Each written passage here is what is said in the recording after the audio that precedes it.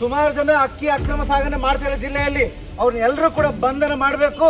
ಮತ್ತೆ ಪತ್ರಕರ್ತರ ಒಂದು ಹಿತಾಸಕ್ತಿಯಾಗಿ ಒಂದು ಕಠಿಣವಾಗಿ ಕಾನೂನು ಬರಬೇಕಂತೇಳಿ ನಾನು ಈ ಮುಖಾಂತರ ವಿನಂತಿ ಮಾಡ್ತಿರ್ತೀನಿ. ವ್ಯಕ್ತಿಗಳು ಬಂದು ನಮ್ಮ ಹಿರಿಯ ಪತ್ರಕರ್ತರಾದಂಥ ಪರಶುರಾಮ ಕಡೆಗೆ ಹೋಗಿ ಬೆದರಿಕೆ ಹಾಕಿದ್ದು ಎಷ್ಟು ಮಟ್ಟಿಗೆ ಸರಿ?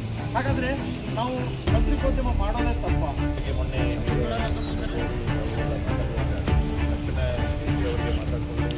ಯಾರು ಮನೆಗೆ ಮಾಡಿದ್ದಾರೆ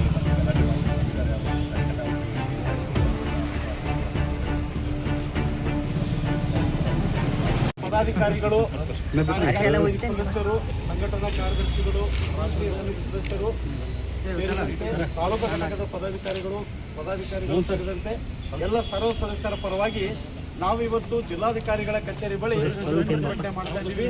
ಯಾಕೆ ಪ್ರತಿಭಟನೆ ಮಾಡ್ತಾ ಇದ್ದೀವಿ? ಇನ್ನು ರಾಜ್ಯದಲ್ಲಿ ನಿರ್ಭೀತ ಪತ್ರಿಕೋದ್ಯಮಕ್ಕೆ ಪಕ್ಕೆ ಆಗ್ತಿದೆಯಾ? ಮೇಲ್ನೋಟಕ್ಕೆ ಸಂವಿಧಾನದ 4ನೇ ಅಂಗ ಅಂತ ಹೇಳ್ತಾ ಇದೀವಿ. ಆ 4ನೇ ಅಂಗವನ್ನ ಕುಸಿದು ಹಾಳು ಮಾಡುವಂತ ಷಡ್ಯಂತ್ರ ಬಿಜಾಪುರ ಜಿಲ್ಲೆಯಲ್ಲಿ ನಡೀತದೆ ಅಂತ ಹೇಳ್ಬೋದು. ಯಾಕಂದ್ರೆ ಸಮಾಜವನ್ನ ಕಾಯುವ ಕಾವಲು ಕರಿತೀವಿ. ಸಮಾಜದ ಶಾಂತಿ ಸುವ್ಯವಸ್ಥೆ, ಕಾನೂನು ಕಟ್ಟಳೆಗಳು ಮತ್ತು ಎಲ್ಲಿ ತಪ್ಪಾಗತ್ತೆ ಅದನ್ನ ತಿದ್ದಿ ತೀಡು ಕೆಲಸ ಮಾಡುವ ಜಿಲ್ಲೆಯಿಂದ ಆರಂಭವಾಗಿದೆ ಅಂತ ಹೇಳ್ಬೋದು. ಯಾಕಂದ್ರೆ ನಿರ್ಭೀತವಾಗಿ ಒಂದು ಅವ್ಯವಸ್ಥೆಯ ವಿರುದ್ಧ ಒಂದು ಲೇಖನವನ್ನು ಬರೆದ್ರೆ ಸಂಬಂಧಪಟ್ಟ ಪರಿಸ್ಥಿತಿಯಲ್ಲಿ ಕೆಲವು ವ್ಯಕ್ತಿಗಳು ಬಂದು ನಮ್ಮ ಹಿರಿಯ ಪತ್ರಕರ್ತರಾದಂಥ ಪರಶುರಾಮ ಕಡೆಗೆ ಹೋಗಿ ಬೆದರಿಕೆ ಹಾಕಿದ್ದು ಎಷ್ಟು ಮಟ್ಟಿಗೆ ಸರಿ? ಹಾಗಾದರೆ ನಾವು ಪತ್ರಿಕೋದ್ಯಮ ಮಾಡೋದೇ ತಪ್ಪ? ನಮಗೆ ರಕ್ಷಣೆ ಮತ್ತು ನಮ್ಮ ಕುಟುಂಬಕ್ಕೆ ರಕ್ಷಣೆ ನಿಜವಾಗಲೂ ಇಲ್ಲಿ ಇದೆಯಾ? ನಮ್ಮ ಬೆಂಬಲಕ್ಕೆ ಜಿಲ್ಲಾಡಳಿತ ಮತ್ತು ಪೊಲೀಸ್ ಇಲಾಖೆ ಸದಾ ನಿಲ್ಲಬೇಕಂತ ಮನವಿ ಮಾಡ್ಕೊಳ್ತೀನಿ. ಯಾಕಂದರೆ ಇವರೆಲ್ಲರೂ ಮಾತಾಡಿದ್ರು, ಈಗ ನಮ್ಮ ಹಿರಿಯರು, ನಮ್ಮ ಸ್ನೇಹಿತರು ಎಲ್ಲ ಮಾತಾಡಿದರು. ಕಳೆದ ಹಲವಾರು ವರ್ಷಗಳಿಂದ ನಾವು ಪರಶುರಾಮರು ನೋಡ್ಕೊಂಡು ಬಂದಿದ್ದೀವಿ. ಅವ್ರು ಯಾವ ರೀತಿ ಕೆಲಸ ಮಾಡ್ತಾರೆ, ಯಾವ ರೀತಿ ಸಾಮಾಜಿಕ ಬದ್ಧತೆಯಲ್ಲಿ ಕೆಲಸ ಮಾಡ್ತಾರೆ ಅಂತ ನೋಡ್ಕೊಳ್ತಾ ಬಂದಿದ್ದೀವಿ. ಅದು ಎಲ್ಲರಿಗೂ ಗೊತ್ತಿರೋ ವಿಚಾರ. ಈ ಅವ್ಯವಸ್ಥೆ ವಿರುದ್ಧ ಒಂದು ಲೇಖನ ಬರೆದಿದ್ದೆ ಏನು ಮಹಾ ಅಪರಾಧ ಆಯ್ತಾ? ಒಂದು ವೇಳೆ ಇವರು ಆರ್ಟಿಕಲ್ ಬರೆದಿದ್ದೇ ತಪ್ಪಾದರೆ ಅದಕ್ಕೇನು ಕಾನೂನು ಐತೋ ಇಲ್ಲೋ? ಕೋರ್ಟ್ ಇದೆ, ಪೊಲೀಸ್ ಸ್ಟೇಷನ್ ಇದ್ದಾವೆ. ಇವರು ಬರೆದಿದ್ದು ಸುಳ್ಳಾದರೆ ಇವ್ರ ವಿರುದ್ಧ ದಾಖಲು ಮಾಡಲಿ. ನಿಮ್ಮ ಏನು ಲೇಖನನೇ ತಪ್ಪಿಲ್ಲ ಅಂತ ವಾದ ಮಾಡಲಿ, ಅದನ್ನು ನಾವು ಕಾನೂನು ಪ್ರಕಾರ ಹೋರಾಡ್ತೀವಿ. ಅದನ್ನು ಬಿಟ್ಟು ಇವ್ರ ಬೆನ್ನೆತ್ತಿ ಇವ್ರ ಮನೆಗೆ ಹೋಗಿ ಮಾಡಿದರೆ ಇವ್ರ ಮನೆಗೆ ಹೋದ್ರೇನು ನಮ್ಮ ಮನೆಗೆ ಬರೋದೇನು ಅದೆಲ್ಲ ಒಂದೇ ಅಂತ ನಾವು ಭಾವಿಸ್ಕೊಳ್ತೀವಿ. ಈ ನಿಟ್ಟಿನಲ್ಲಿ ನಾವು ಪ್ರತಿನಿತ್ಯ ಪರಸ್ಪರರು ಸುದ್ದಿ ಮಾಡೋ ವಿಚಾರದಲ್ಲಿ ನಾವು ಬದ್ಧ ವೈರಿಗಳೇ. ಅದನ್ನು ಎಲ್ಲರೂ ನಿರ್ಭೀತವಾಗಿ ನಾವು ಹೇಳ್ತೀವಿ. ಸುದ್ದಿ ಮಾಡೋ ವಿಚಾರದಲ್ಲಿ ನಾವೆಲ್ಲ ವೈರಿಗಳಿದ್ದೀವಿ. ಆದರೆ ನಮ್ಮ ಜಿಲ್ಲೆಯಲ್ಲಿ ಯಾವುದೇ ಒಬ್ಬ ಸಣ್ಣ ಪತ್ರಿಕೋದ್ಯಮ ಮಾಡ್ಕೊಂಡು ಯಾರಿಗಾದರೂ ಒಂದು ಸಮಸ್ಯೆ ಆದರೆ ನಾವೆಲ್ಲ ಒಂದು ಫ್ಯಾಮಿಲಿ ಅಂತ ಹೇಳಿ ನಾವು ನಂಬ್ತೀವಿ. ಆ ನಿಟ್ಟಿನಲ್ಲಿ ಕರ್ನಾಟಕ ಕಾರ್ಯನಿರತ ಪತ್ರಕರ್ತರ ಸಂಘ ಯಾವತ್ತೂ ನಾವು ಬೆಂಬಲ ನಿಲ್ತದೆ. ಅದು ಕಾನೂನು ಹೋರಾಟ ಇರ್ಬೋದು, ಮತ್ತೊಂದು ಹೋರಾಟ ಇರ್ಬೋದು, ಜಿಲ್ಲಾ ಮಟ್ಟ ಅಲ್ಲ ರಾಜ್ಯ ಮಟ್ಟದಲ್ಲಿ ನಾವು ಹೋರಾಟ ಮಾಡ್ತೀವಿ ಅನ್ನೋ ಒಂದು ಎಚ್ಚರಿಕೆಯನ್ನು ಇಂಥ ದುಷ್ಕರ್ಮಿಗಳಿಗೆ ನಾವು ಇವತ್ತು ಸಂಘದ ಅಧ್ಯಕ್ಷನಾಗಿ ನಾವು ಎಚ್ಚರಿಕೆಯನ್ನು ಕೊಡಬೇಕಾಗತ್ತೆ. ಇದ್ರ ಜೊತೆಗೆ ಜಿಲ್ಲಾಡಳಿತ ಕೂಡ ಒಂದು ಸ್ಪಂದನೆ ನೀಡಿದರು. ಜಿಲ್ಲಾಧಿಕಾರಿಗಳು ನಿನ್ನೆ ಮಾತಾಡಿದಾಗ ಭಾಳ ಸ್ಪಂದನೆ ನೀಡಿ ಮಾತಾಡಿದರು. SP ಅವರು ನಮಗೆ ಕರೆ ಮಾಡಿದರು. ಇಲ್ಲ, ನಾವು ದೂರಪಟ್ಟನ ಸ್ವೀಕರಿಸಿ ಈಗಾಗಲೇ ದುಷ್ಕರ್ಮಿಗಳ ಬಂಧಿಸಿದ್ವಿ ಅನ್ನೋ ಒಂದು ಸಹಕಾರ ಕೂಡ ಇದೆ. ಇಂಥ ಸಹಕಾರ ನಮಗೆ ಯಾವತ್ತೂ ಜಿಲ್ಲಾಡಳಿತ ಮತ್ತು ಪೊಲೀಸ್ ಇಲಾಖೆಯಿಂದಿರಲಿ. ಎಲ್ಲರ ಬೇಡಿಕೆ ಏನಪ್ಪ ಅಂದರೆ ರಾಜ್ಯ ಸರ್ಕಾರಕ್ಕೆ ಮತ್ತು ಕೇಂದ್ರ ಸರ್ಕಾರಕ್ಕೆ ಕೇವಲ ಕಾಯ್ದೆಗಳು ಕಾಗದದ ಮೇಲೆ ಅಷ್ಟೇ ಅಲ್ಲ, ಪತ್ರಕರ್ತರ ಮೇಲೆ ಬೆದರಿಕೆ, ಜೀವ ಬೆದರಿಕೆ ಮತ್ತು ಆತಂಕಕಾರಿ ಹಲ್ಲೆ ಆದರೆ ಅವ್ರ ವಿರುದ್ಧ ಕಾನೂನು ಕ್ರಮ ಕೈಗೊಳ್ಳಬೇಕನ್ನೋ ಕಾಯ್ದೆ ಕೂಡ ಇದೆ. ಆ ಕಾಯ್ದೆ ಅಕ್ಷರಶಃ ಜಾರಿಯಾಗಬೇಕು. ಪತ್ರಕರ್ತರ ರಕ್ಷಣೆಗಾಗಿ ರಾಜ್ಯ ಮಟ್ಟದಲ್ಲಿ ಹೊಸ ಕಾನೂನು ಜಾರಿಯಾಗಬೇಕಂತ ಹೇಳ್ತಾ ನಿಮ್ಮೆಲ್ಲರ ಪರವಾಗಿ ಜಿಲ್ಲಾಧಿಕಾರಿಗಳಾದಂಥ ಆನಂದ್ ಕೆ ಅವರಿಗೆ ನಾ ಇವತ್ತು ಮನವಿಯನ್ನು ಸಲ್ಲಿಸ್ತಾ ಇದ್ದೀನಿ. ಮಾನ್ಯ ಜಿಲ್ಲಾಧಿಕಾರಿಗಳು ಹಾಗೂ ಜಿಲ್ಲಾ ದಂಡಾಧಿಕಾರಿಗಳು ವಿಜಯಪುರ ಇವರಿಗೆ ವಿಷಯ ಪತ್ರಕರ್ತ ಪರಶುರಾಮ ಅವರಿಗೆ ಜೀವ ಬೆದರಿಕೆ ಹಾಕಿದರ ಮೇಲೆ ಕಠಿಣ ಕ್ರಮವನ್ನು ಕೈಗೊಳ್ಳಲು ಕುರಿತು ಮಾನ್ಯರೇ, ನಾವು ಕರ್ನಾಟಕ ಕಾರ್ಯನಿರತ ಪತ್ರಕರ್ತರ ಸಂಘ ವಿಜಯಪುರ ಜಿಲ್ಲಾ ಘಟಕದ ಮೂಲಕ ಹಾಗೂ ಎಲ್ಲ ಪತ್ರಕರ್ತರ ಮೂಲಕ ನಾವು ನಿಮಗೆ ಮನವಿಯನ್ನು ಸಲ್ಲಿಸ್ತಾ ಇದ್ದೀವಿ. ಹೊಸದಿಗಂತ ಪತ್ರಿಕೆ ಜಿಲ್ಲಾ ವರದಿಗಾರರಾಗಿರುವ ಪರಶುರಾಮ ಅವರು ಆಗಸ್ಟ್ 20ರ ಪತ್ರಿಕೆಯಲ್ಲಿ ಅನ್ನಭಾಗ್ಯ ಯೋಜನೆಯ ಅಕ್ಕಿ ಕಳ್ಳ ಸಾಗಾಣಿಕೆ ಕುರಿತು ವಿಶೇಷ ಲೇಖನ ಬರೆದಿದ್ದರು. ಆ ಕಾರಣಕ್ಕಾಗಿ ಇಬ್ಬರು ದುಷ್ಕರ್ಮಿಗಳು ಆಗಸ್ಟ್ 24ರ ಸಂಜೆ 4 ಗಂಟೆಗೆ ಪರಶುರಾಮ್ ಅವರು ಮನೆಯಲ್ಲಿ ಇಲ್ಲದೇ ವೇಳೆಯಲ್ಲಿ ಅವರ ಮನೆಗೆ ಹೋಗಿ ಅವಾಚ್ಯ ಶಬ್ದಗಳಿಂದ ನಿಂದಿಸಿ ಜಾತಿ ನಿಂದನೆ ಮಾಡಿ ಅವರ ಸಹೋದರರ ವಿರುದ್ಧ ಮತ್ತು ಮನೆಯವರ ವಿರುದ್ಧ ಒಂದು ಬೆದರಿಕೆ, ಜೀವ ಬೆದರಿಕೆ ಹಾಕ್ತಾರೆ. ಆ ನಿಟ್ಟಿನಲ್ಲಿ ಪರಶುರಾಮ್ ಅವರ ಸಹೋದರ ಕಲ್ಲಪ್ಪ ಶಿವಶರಣ ಅವರು ಪೊಲೀಸ್ ಠಾಣೆಗೆ ತೆರಳಿ ಒಂದು ದೂರನ್ನು ದಾಖಲು ಮಾಡಿದ್ದಾರೆ. ಆ ದೂರಿನ ಅನ್ವಯ ಈಗಾಗಲೇ ಇಬ್ಬರ ಬಂಧನವಾಗಿದೆ. ಈ ಬಂಧನ ಅಷ್ಟೇ ಅಲ್ಲ, ಬಿಜಾಪುರ ಜಿಲ್ಲೆಯಲ್ಲಿ ಅಕ್ಕಿ ಕಳ್ಳ ಸಾಗಣೆ ಸಂಪೂರ್ಣವಾಗಿ ನಿಲ್ಲಬೇಕು. ಈ ವಿರುದ್ಧ ಹಿಂದೆ ಯಾರಿದ್ದಾರೆ ಅವರ ವಿರುದ್ಧ ಕೂಡ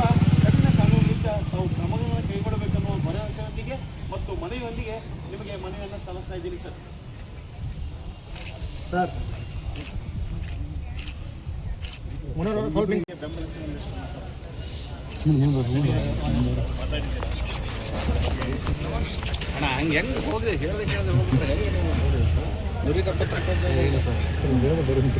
ಘಟನೆ ಬಗ್ಗೆ ಮೊನ್ನೆ ಇಲ್ಲಿಗೆ ಅವರು ನಾವು ಎಲ್ಲ ಮಾತಾಡುವಾಗ ತಕ್ಷಣ ಎಸ್ ಪಿ ಅವರಿಗೆ ಮಾತಾಡಿಕೊಂಡು ಯಾರ ಮನೆಗೆ ಒಂದು ಈ ರೀತಿಯಾದಂಥ ತಪ್ಪನ್ನು ಮಾಡಿದ್ದಾರೆ ಮತ್ತು ಗಲಾಟೆ ಮಾಡ್ಕೊಂಡು ಹೋಗಿದ್ದಾರೆ ಅವರನ್ನು ತಕ್ಷಣ ಅವ್ರ ಮೇಲೆ ಕೇಸ್ ಹಾಕಿಬಿಟ್ಟು ಅವರನ್ನು ಅರೆಸ್ಟ್ ಮಾಡಬೇಕು ಅನ್ನುವಂಥ ವಿಷಯಕ್ಕೆ ಎಸ್ ಪಿ ಮತ್ತು ಪೊಲೀಸ್ನವರು ಕೂಡ ಮಾಡಿದ್ದಾರೆ. So it's a very serious ಮುಂದಿನ ದಿನಗಳಲ್ಲಿಯೂ ಕೂಡ ಪತ್ರಕರ್ತರು ಒಂದು ರಕ್ಷಣೆಗೋಸ್ಕರ ರೆಗ್ಯುಲರ್ ಆಗಿ ನ್ಯೂಸು ಬಂದಿರುವಂಥ ಕಡೆ ಪೊಲೀಸ್ ಬೀಟ್ ಮಾಡುವಂಥದ್ದಾಗಿ ಏನು ಪ್ರೊಟೆಕ್ಷನ್ ಸಪೋರ್ಟ್ ಮಾಡಬೇಕು ಅದನ್ನೆಲ್ಲ ಯಾವಾಗ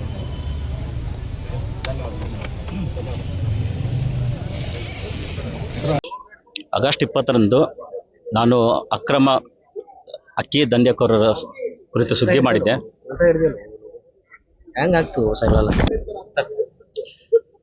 ಅಕ್ರಮ ಅಕ್ಕಿ ದಂಧೆಕೋರರ ಬಗ್ಗೆ ವಿಶೇಷ ವರದಿ ಮಾಡಿದ್ದಕ್ಕೆ ಕೆಲವು ಗೂಂಡಾಗಳು ನಾನಿಲ್ಲದ ಸಮಯಕ್ಕೆ ನಮ್ಮ ಮನೆಗೆ ಬಂದು ನಮ್ಮ ಬ್ರದರ್ಗೆ, ನಮ್ಮ ತಮ್ಮನಿಗೆ ಜೀವ ಬೆದರಿಕೆ ಹಾಕಿ ಜಾತಿ ನಿಂದನೆ ಮಾಡಿದರು.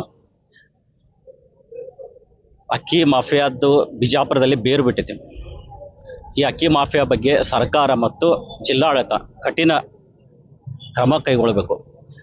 ಬಡವರಿಗೆ, ಸಮಾಜದ ಕಟ್ಟಕಡೆಯ ವ್ಯಕ್ತಿಗೆ ಹಸಿವಿನಿಂದ ಬಳಲಬೇಡದಂತ ಸರ್ಕಾರ ಅನ್ನಭಾಗ್ಯ ಯೋಜನೆ ಜಾರಿ ಮಾಡಿದೆ. ಇದನ್ನು ಸರ್ಕಾರದ ಯೋಜನೆ ಇಲ್ಲಿ ದುರುಪಯೋಗ ಆಗ್ತಾ ಇದೆ. ಇದು ದಶಕದಿಂದ ಆಗಿದೆ, ಇವತ್ತಿನ ನಿನ್ನೆದ ಮಾತಲ್ಲ. ದಶಕದಿಂದ ಆದಾಗ ಚರಣ್ ರೆಡ್ಡಿ ಅಂತ SP ಅವರಿದ್ದರು. ಆ ಟೈಮ್ದಾಗ ಕೆಲವು ಗಡೀಪಾರು ಮಾಡಿದ್ರು ಅಕ್ಕಿ ಖದೀಮರನ್ನು.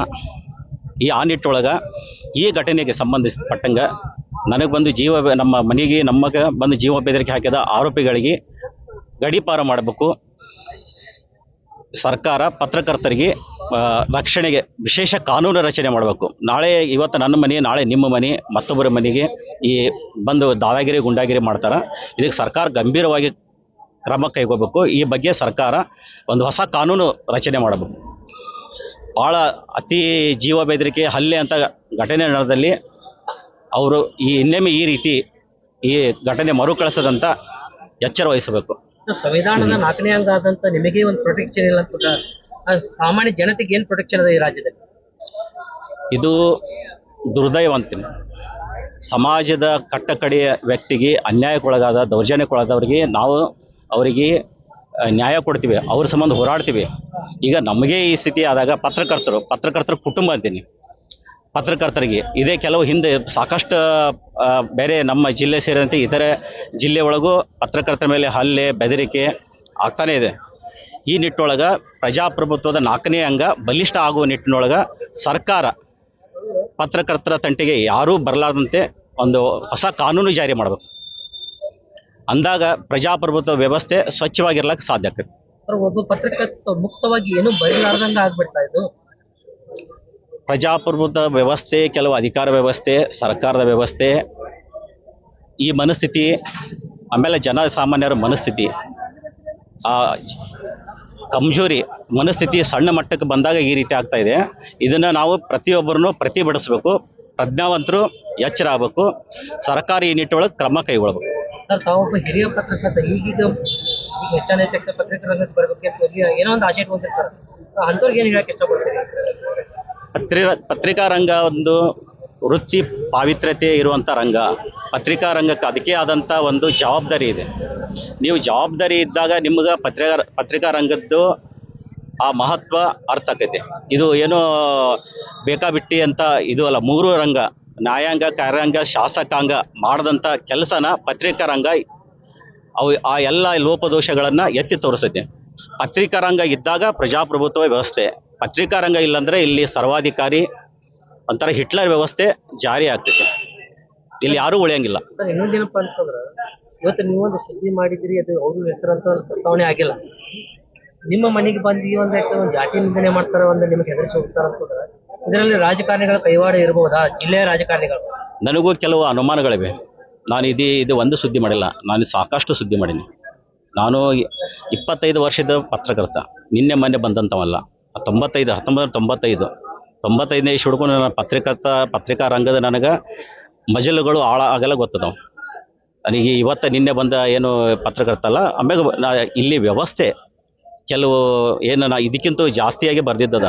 ಆಮೇಲೆ ಯಾವುದು ನಾವು ಬರೆದಿದ್ದು ನಿಸ್ವಾರ್ಥವಾಗಿ ಬರೆದಿದ್ದದ, ಯಾವುದೋ ಆಶೆ ಆಮಿಷೆ ಇಟ್ಟುಕೊಂಡು ಎಲ್ಲೋ ಒಂದು ಯಾವುದೋ ನಿರೀಕ್ಷೆ ಇಟ್ಟುಕೊಂಡು ಪತ್ರಿಕಾ ಉದ್ಯಮ ಮಾಡ್ದವಲ್ಲ. ನಾನು ಪತ್ರಿಕಾ ರಂಗದ್ದು ಪಾವಿತ್ರ್ಯತೆ ಇಟ್ಟುಕೊಂಡು ವೃತ್ತಿ ಬದ್ಧತೆ ಇಟ್ಕೊಂಡು ಕೆಲಸ ಮಾಡೋನು. ನಾ ಯಾವುದಕ್ಕೂ ಯಾವ ಆಶೆ ಆಮಿಷಗೂ ಒಳಗಾಂತ ಮನುಷ್ಯ ಅಲ್ಲ. ಇನ್ನಿಗೂ ಮುಂದೂ ಆಯಿತು. ನಾನು ಏನೇ ಇದ್ರೂ ಪ್ರಾಮಾಣಿಕವಾಗಿ ಕೆಲಸ ಮಾಡುವಂಥ ವ್ಯಕ್ತಿ. ಇಂಥ ಸ್ಥಿತಿ ಒಳಗೆ ಕೆಲ ಕಳ್ಳರ ಕದಿಮರು ಜೀವ ಬೆದರಿಕೆ ಹಾಕೋದು, ದಾದಾಗಿರಿ ಮಾಡೋದು, ಗುಂಡಾಗಿರಿ ಮಾಡೋದು, ಇದು ಯಾವುದೂ ಇದು ಶಾಶ್ವತವಾಗಿಲ್ಲ. ಎಂತೆಂಥ ರೌಡಿಗಳನ್ನು ಎನ್ಕೌಂಟರ್ ಮಾಡಿ ಹೋಗಿದ್ದಾರೆ, ಎಂಥವ್ರನ್ನೇ ಎನ್ಕೌಂಟರ್ ಮಾಡಿ ಹೋಗಿದ್ದಾರೆ. ಎಂತೆಂಥ ರೌಡಿಗಳು 4 ದಿನದೊಳಗೆ ಮರಣ ಹೊಂದ್ಯಾರ, ಸತ್ತು ಹೋಗ್ಯಾರ. ಅದು ಯಾವುದೂ ಶಾಶ್ವತ ಅಲ್ಲ. ಇಲ್ಲಿರೋದು ಕಾನೂನು ಸುವ್ಯವಸ್ಥೆ. ನಾವು ಏನೇ ಇದ್ರೂ ಕಾನೂನು, ಸಂವಿಧಾನ ಮತ್ತು ಬಾಬಾ ಸಾಹೇಬ್ ಅಂಬೇಡ್ಕರ್ ಆಮೇಲೆ ಅಭಿಮಾನಿ. ಆ ವೃತ್ತಿ ಒಳಗೆ ನಾವು ಆ ಬದ್ಧತೆ ಒಳಗೆ ಕೆಲಸ ಮಾಡ್ತೀವಿ. ಸರ್, ಇದಕ್ಕಾಗಿ ಒಂದು ಜಿಲ್ಲಾಧಿಕಾರಿಗಳಿಗೆ ಹಾಗೂ ಸರ್ಕಾರಕ್ಕೆ ಏನು ಮನವಿ ಮಾಡಬೇಕು ಕೊನೆಯದಾಗಿ? ಇಂಥ ಘಟನೆಗಳು ಮತ್ತೆ ಮರುಕಳಿಸ ಆಗದಂತೆ ಸರ್ಕಾರ ಮತ್ತು ಜಿಲ್ಲಾಡಳಿತ ಎಚ್ಚರ ವಹಿಸಬೇಕು. ಇದು ನನ್ನದಲ್ಲ, ಇದು ಸಮಾಜದ್ದು. ನಾನೊಬ್ಬ ನೆಪ. ಇದು ಇವತ್ತಾಗ್ಯದ ನಂದು, ನಾಳೆ ಮತ್ತೊಬ್ಬರ ಮನೆ. ಇದು ಯಾರಿಗೂ ಬಿಡುವಂಥದ್ದಲ್ಲ. ನಾವು ಎಚ್ಚರ ಆದ್ರೆ ಸಮಾಜನ ಸುಧಾರಣೆ ಮಾಡೋಕ್ಕೆ ಸಾಧ್ಯ. ಕೆಲವು ವರ್ಷ ಒಳಗೆ ಇದು ರಾಷನ್ ಮಾಫಿಯಾ ಭಾಳ ಬೆಳೆದೈತಿ. ಇದು ಏನು ಕಾರಣ ಐತಿ? ಇಷ್ಟು ಒಪ್ಪಂದಾಗಿ ಇವ್ರು ಅಕ್ಕಿ ತಗೋತಾರ, ಮಾರ್ತಾರ, ಡಿಪಾರ್ಟ್ಮೆಂಟ್ ಏನು ಆಕ್ಷನ್ ತಗೊಳಕತ್ತಿಲ್ಲ. ಏನು ಇದರದ್ದು ವಿಷಯ ಏನೈತಿ ಸರ್? ಇದು ಸರ್ಕಾರದ ಅಧಿಕಾರಿಗಳದ್ದು ಲೋಪದೋಷ, ಜಿಲ್ಲಾಡಳಿತದ ಲೋಪದೋಷ. ಇದಕ್ಕೆ ಜನರು ಆಮ್ಯಾಗ ಇನ್ನೊಂದು ಜನರು ಬಡ ಜನರು ಏನದಾರಲ್ಲ, ಸರ್ಕಾರ ಉಚಿತ ಅನ್ನ ಕೊಡ್ತೈತಿ, ಅಕ್ಕಿ ಕೊಡ್ತೈತಿ. ಅದನ್ನು ನೀವು ಪ್ರಾಮಾಣಿಕವಾಗಿ ಅದನ್ನು ತಿನ್ನಿರಿ. ಜನರು ಅದನ್ನು ಮಾರಾಟ ಮಾಡುವಂಥದ್ದಲ್ಲ. ನೀವು ಏನು ಮಾರಾಟ ಮಾಡ್ಕೋತಿರಲ್ಲ, ನಿಮ್ಮ ಬದುಕನ್ನು ಮಾರಾಟ ಮಾಡ್ಕೊಳತ್ತೀರಿ, ಆಮೇಲೆ ನಿಮ್ಮ ಆತ್ಮನ ಮಾರಾಟ ಮಾಡ್ಕೊಳತ್ತೀರಿ, ಆಮೇಲೆ ನೀವೇ ಮಾರಾಟ ಮಾಡ್ಕೊಳತ್ತೀರಿ. ನಿಮಗೆ ತಿನ್ನಕ್ಕಾಗಲಿಲ್ಲ ಅಂದ್ರೆ ಮತ್ತೊಬ್ಬರಿಗೆ ಬಡವರಿಗೆ, ನಿಮ್ಗಿಂತ ಬಡವ್ರು ಇದ್ದವ್ರಿಗೆ ದಾನ ಮಾಡಿರಿ. ಈ ಬಡವರು ಏನು ಈ ಅಕ್ಕಿ ಎರಡು ಕಡೆ ಕಳ್ಳರು ಬಡವರನ್ನ ಯಾಮಾರಿಸಿ ಹಣದ ಆಸೆ ಕೊಟ್ಟು ಖರೀದಿ ಮಾಡಾಕ್ತಾರ. ಅದನ್ನು ಸರ್ಕಾರ ಏನು ನಿರ್ಬಂಧಿಸಿ ಅದನ್ನು ಕಠಿಣ ಕ್ರಮ ಕೈಗೊಳ್ಳಬೇಕು. ಅದರೊಳಗೆ ವಿಫಲ ಆಯ್ತು. ಆಹಾರ ಇಲಾಖೆ ಇದರೊಳಗೆ ಶಾಮೀಲ್ ಅಂತ ಹೇಳಿ ಕೆಸಿಂದ ಅನುಮಾನ ಅದ. ರಾಷನ್ ಅಂಗಡಿ ಮುಂದೆ ನಿಂತು ಪ್ಯಾಜೋಗಳ ಗೂಡ್ಸ್ ಗಾಡಿಗಳ ಅಕ್ಕಿಗಳು, ರಾಷನ್ ಅಂಗಡಿ ಅಕ್ಕಿಗಳು ತಗೊಳಕತ್ತಾರ, ಅಲ್ಲಿಂದ ಮಾರ್ಲಾಕತ್ತಾರ. ಇಷ್ಟು ಓಪನ್ವಾಗಿ ಇದು ಮಾಫಿಯಾ ಭಾಳ ದೊಡ್ಡ ಪ್ರಮಾಣದಾಗ ಬೆಳ್ಳಾಕತ್ತೈತಿ. ಮೇಲೆ ನೋಡಕ್ ಬರತೈತಿ ರಾಷನ್ ಮಾಫಿಯಾ. ಬಿಜಾಪುರದಾಗ ಯಾರು ಇದು ಗಮನಕ್ಕಿಲ್ಲ, ಡಿಪಾರ್ಟ್ಮೆಂಟ್ ಗಮನಕ್ಕಿಲ್ಲ ಇದು ಈ ಮಾಫಿಯಾ. ಇದೆಲ್ಲ ಅಕ್ರಮ ಭ್ರಷ್ಟಾಚಾರ ನಡೀತಾ ಇದ್ದರು. ಜಿಲ್ಲಾಡಳಿತ ಮತ್ತು ಅಧಿಕಾರಿಗಳು ಜಾನಕುರುಡತನ ಪ್ರದರ್ಶನ ಮಾಡತ್ತಾರೆ. ಇದ್ರ ಹಿಂದೆ ಅವ್ರದ್ದು ಏನು ಅವ್ರಿಗೆ ಯಾವ ರೀತಿ ಅವರಿಗೆ ಇದ್ರ ಹಿಂದೆ ಅವ್ರ ಕೈವಾಡ ಐತಿ, ಆಮ್ಯಾಗ ಇದರಿಂದ ಅವ್ರಿಗೆ ಎಷ್ಟು ಪಾಲ ಅನ್ನೋದು ಪ್ರಶ್ನೆ ಬರ್ತೈತಿ. ಇದನ್ನ ಅವರು ಈ ನಿಟ್ಟೊಳಗೆ ಕಠಿಣ ಕ್ರಮ ಕೈಗೊಳ್ಬೇಕು. ಆಮೇಲೆ ಈ ಅಕ್ಕಿ ಮಾಫಿಯಾ ನಿರ್ಬಂಧಕ್ಕೆ ಭ್ರಷ್ಟ ಅಧಿಕಾರಿಗಳನ್ನು ಅಮಾನತು ಮಾಡಬೇಕು. ನಿಮಗೆ ಏನು ಕೊಲೆ ಬೆದರಿಕೆ ಹಾಕ್ಯಾರ, ಅದರದ್ದು ಏನು ಎವಿಡೆನ್ಸ್ ಐತಿ ಸರ್ ನಿಮ್ಮ ಕಡೆ? ಅವರು ನಮ್ಮ ಮನೆಗೆ ಬಂದು ಮಾತಾಡಿದ್ದು, ನಮ್ಮ ಬ್ರದರ್ಗೆ ಅಹಂಕಾರ ದಿಮಾಕದಿಂದ ಏನು ಮಾತಾಡಿದ್ದು ಅದೆಲ್ಲ ವಿಡಿಯೋ ಅದ. ಆಮ್ಯಾಗ ಅವೆಲ್ಲ ಏನು ಮಾತಾಡಿದ್ದೆಲ್ಲ ಅದು. सबको नमस्ते। अगस्त 20 तारीख को होसा दिगंत के जो पत्रकर्ता जो है परशुराम शिवशरण, उन्होंने उस दिन क्या किए थे कि एक लेखन लिखे थे चावल चोर के ऊपर। तो उसके हिसाब में परसों उनके घर आके चावल चोर लोग जो इलीगली जो ट्रांसपोर्ट कर रहे, वो लोग उनके घर आके धमकियाँ दिए, जान से मारने की धमकियाँ दिए। तो ये मैं यहाँ पे सवाल उठता है कि मीडिया एक फोर्थ पिलर ऑफ डेमोक्रेसी है, तो एक पिलर को ये लोग ना हिलाने की कोशिश कर रहे। ये बिल्कुल नहीं होनी चाहिए, क्योंकि मीडिया एक पूरा भारत देश का एक आवाज़ है। इस आवाज़ को दबाने की कोशिश ये लोग चोर लोग कर रहे। और ऊपर से बीजापुर जिला में पूरे चावल इलीगली ट्रांसपोर्ट बहुत हो रहा है, और इसके ऊपर ना ही जिलाडಳಿತ का कुछ कानून है, ना ही कुछ फुल डिपार्टमेंट का कुछ उसके ऊपर कुछ हथियार है। ये लोग खुल्ला ट्रांसपोर्ट कर रहे इलीगली। फूड डिपार्टमेंट क्या कर रही है, डिस्ट्रिक्ट एडमिनिस्ट्रेशन क्या कर रही है? खुल्लम खुला रेशन के सामने ये लोग भर के लेके जा रहे चावल वगैरह, कोई देखने वाला नहीं, कोई पकड़ने वाला नहीं, कोई पूछने वाला नहीं इनको। तो ऐसे ये जो अभी ना 2 लोग जो अभी ना गिरफ्तार हुए, ये सिर्फ 2 लोग नहीं है, इसके पीछे और बड़ी हाथ है इसके पीछे। तो उन सबको पकड़ना है, जो भी जिला में जो भी ये चावल इलीगली ट्रांसपोर्ट कर रहे हैं, ये बहुत बढ़ रही है, इनका हाथ बढ़ रहे। तो जिला आडಳಿತ को एक ही मनवी है, इनके पीछे फूड डिपार्टमेंट के अधिकारी भी है, इसमें सीनियर लीडर्स है, और हो सकता है बीजापुर के जनप्रतिनिधि भी हो सकते हैं इनके पीछे। तो मेरा मनवी एक ही है कि इनके पीछे जो भी है इनको अरेस्ट करे, जेल के पीछे डाले, और मीडिया को इनको एक बचाने के लिए एक कठिन कानून लाना चाहिए बोल के मेरा सबसे एक मांग है। सर, कुछ दिनों से देखने मिल रहा है कि राशन माफिया, चाहे वो यूट्यूबर्स चैनल हो, चाहे प्रिंट मीडिया हो, क्या ये एक बहुत बड़ा मुद्दा है? इस मुद्दे को छोड़ करके क्या दूसरे मुद्दे बीजापुर शहर में नहीं? मुद्दे तो बहुत है बीजापुर में, मुद्दे एक नहीं 100, अगर आप देखेंगे तो मुद्दे बहुत है यहाँ पे बीजापुर में, लेकिन उसका छोड़ के ये लोग छोटे छोटे ये कुछ ठीक नहीं है। जो भी है ना, यूट्यूबर्स हो या जो भी पत्रकार जो भी है, बीजापुर के जो जेन्युइन इश्यूज है, जो जेन्युइन इश्यूज को पकड़ना पड़ेगा। अगर जेन्युइन इश्यूज के अगर आप हटके अगर आप अपना न्यूज करेंगे तो आपका न्यूज का कुछ फायदा नहीं है, आपका 4th पिलर ऑफ डेमोक्रेसी बोलने में कुछ फायदा ही नहीं है। तो आपको फोर्थ पिलर इसलिए बना है कि आप लोगों को जगाए, ऐसे इलीगल जो भी हो रहा है उसको जगाए, इसलिए आपको 4th पिलर ऑफ डेमोक्रेसी बोल के बनाया है।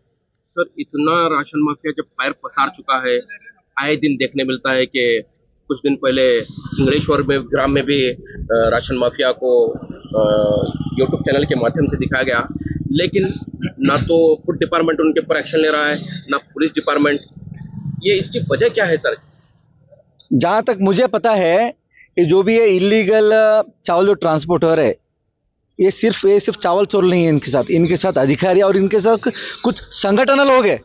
ये लोग क्या कर रहे हैं, बीजापुर से अगर सोलापुर अगर ट्रांसपोर्ट हो रहा है इलीगली, ये लोग कुछ संगठन लोग क्या कर रहे, बीच में उनको रुकवा के पैसा वसूलने का काम कर रहे। ये लोग अगर चाहे तो अगर ये देश की भला या बीजापुर के भला चाहते या ना कुछ गरीब लोगों की भला चाहते हैं, तो ये लोग इमीडिएटली पुलिस डिपार्टमेंट को इन्फॉर्म करके वो गाड़ी उनको पकड़वाना चाहिए। लेकिन इसके बजाय क्या कर रहे लोग, उनसे ना पैसा वसूल रहे। ये सबको पता है, ये आज मैं ओपनली बोल रहा हूँ, ये ना सबको पता है, ये यहाँ पे पैसा वसूल रहे और उनको गाड़ी छोड़ रहे, सोलापुर हो किधर भी जाने के लिए उनको छोड़ रहे। ये लोग गाड़ी पकड़ने वाले कौन लोग हैं? Who are this people? ये लोग है कौन? ये लोग पुलिस डिपार्टमेंट है या ना जिला अदालत के अधिकारी है? डिपार्टमेंट और फूड डिपार्टमेंट नहीं पकड़ रहा बोलकर ये लोग अपना, ये उनकी ड्यूटी ये लोग कर रहे होंगे। ये लोग कर रहे, लेकिन ये लोग करके कुछ ना न्याय नहीं दिला रहे ना। ये लोग ना उनसे पैसा वसूल करके छोड़ रहे। और ये सब ना फूड डिपार्टमेंट को भी पता है, फूड डिपार्टमेंट अधिकारी वो भी अभी इसमें शामिल है, शायद उनको भी इसमें से कमीशन जाता होगा, किसको पता। तो इसलिए इसको एक्सपोज करने का काम मीडिया कर रही है। ಹೊಸ ದಿಗಂತ जो वर्दीगार है परशुराम शिवसेना, यही काम किए, उनके ऊपर धमकियां आ रही है। बिल्कुल डरो मत, मैं ना मीडिया वालों को वही बोलना चाहता हूँ, बिल्कुल डरो मत, आप खबरदार कीजिए। जो भी यहाँ पे इलीगल काम कर रहे सबको खबरदार देने का, एक आवाज देने का, उनको एक उनको दिखाने का, एक्सपोज करने को, जो भी रहने दो, वो मिनिस्टर रहने दे, जो भी अधिकारी रहने दो, जनप्रतिनिधि कोई भी रहने दो। अगर कोई गलत करता है तो गलती है, अगर मैं भी गलत करता हूँ तो गलती है। बहुत सारे इश्यूज पर आकर यहाँ डीसी ऑफिस को मनवी देते हैं, उसके बाद कोई एक्शन तो कभी हम लोग देखे नहीं।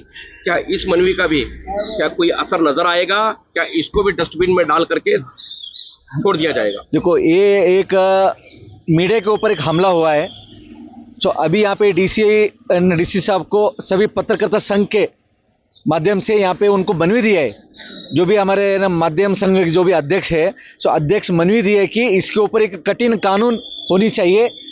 और आगे इनके ऊपर आज हुआ हमला, कल किसी और के ऊपर हो सकता है। तो ये आगे किसी एक मीडिया पर्सन के ऊपर हमला नहीं होना बोल के इसके ऊपर एक कठिन कानून होना चाहिए और इमीडिएट अरेस्ट होने की एक कानून आना चाहिए बोल के है।